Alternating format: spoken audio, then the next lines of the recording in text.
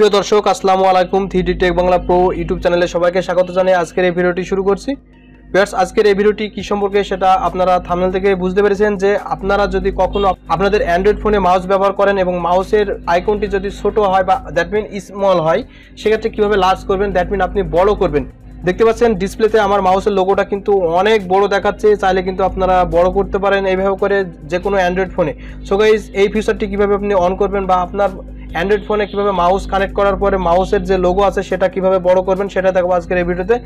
So guys, যে কথা না বললেই নয়, যদি আপনি এই চ্যানেলে নতুন দর্শক হয়ে থাকেন তাহলে প্লিজ চ্যানেলটি সাবস্ক্রাইব করবেন, ভিডিওতে একটি লাইক দিবেন।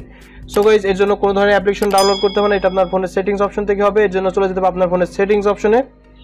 সেটিংস অপশনে আসার পরে আপনাকে একটু যেতে হবে অ্যাডিশনাল সেটিংসে। অ্যাডিশনাল সেটিংসে আসার পরে অ্যাক্সেসিবিলিটি অপশনে।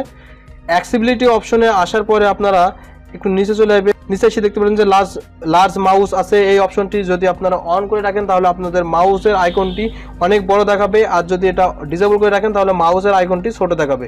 সো গাইস, এই ছিল মূলত আজকের এই ভিডিওতে দেখাবে পরবর্তী নতুন কোনো ভিডিওতে। আর নেক্সট টাইম কী ধরনের ভিডিও পেতে চান তা অবশ্যই কমেন্ট করে জানাবেন। ধন্যবাদ।